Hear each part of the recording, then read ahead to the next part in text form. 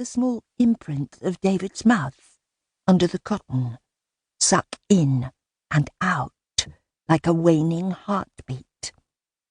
He watched his legs kick and his Thunderbird slippers squeak against the woodblock floor, desperately trying to find purchase. He watched his brother's futile fight for life as the metal curtain rings scraped backwards and forwards against the heavy brass pole with each turbulent quake of David's body.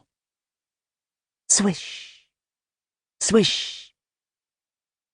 He watched and waited until there was silence. Daniel tilted his head in a moment of feigned sympathy for his brother, then flung back his cape, jutted out his chin, and took a bow to his audience of lit pumpkins and black paper bats. An excited fire now burned within him. And just like a season, he had awakened.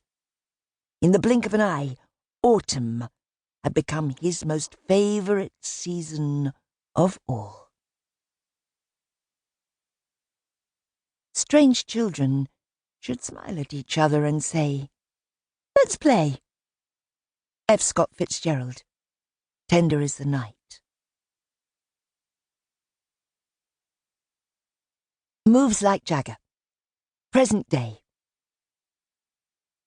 Prunella Pearce turned the Victorian open sign to face out onto Winterbottom High Street, happy to announce to those that cared to venture into her little village library the welcome she felt they deserved. She reverently wiped the dust jacket of Anne Cleeve's new edition. All her books in the converted shop that served the close-knit community deserved her respect.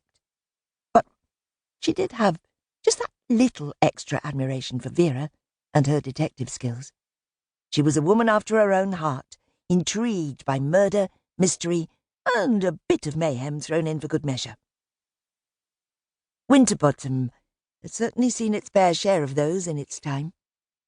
Pru's recent foray into several grisly murders, committed by one of their own no less, had given her the inspiration to set up a part-time detective agency, together with her best friend, Bree Richards. They were both currently enjoying the remnants of their youth, before hurtling towards midlife. She, having recently said hello to her 40s, whilst Bree was still clinging on for dear life to her 30s at the grand age of 39 years, 4 months and 16 days. They'd agreed that it was now or never to turn their hands to something a bit different, something that would bring a smidgen of excitement to their lives.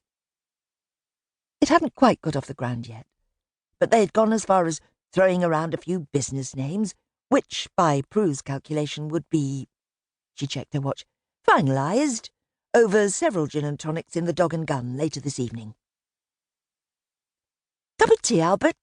she said, as she swept past the elderly gentleman who was engrossed in the latest edition of the Winterbottom News, gently patting him on the shoulder as she made her way to the kettle and tea bags in the corner of the shop. Her little coffee break corner was squeezed in between the shelves that held the colourful spines of books from P to T and U to Z. "Oh, that'd be lovely, thank you, Pru." Albert neatly folded the newspaper and placed it on the worn mahogany desk in front of him, the soft light from the reading lamp casting a glow that made his smile even more endearing. "Mrs. Titherington was all of a twitter this morning. I had to sneak out before I could partake of my cup of Earl Grey." He added a small harumph to the end of his sentence to show his disappointment. Pru smiled to herself.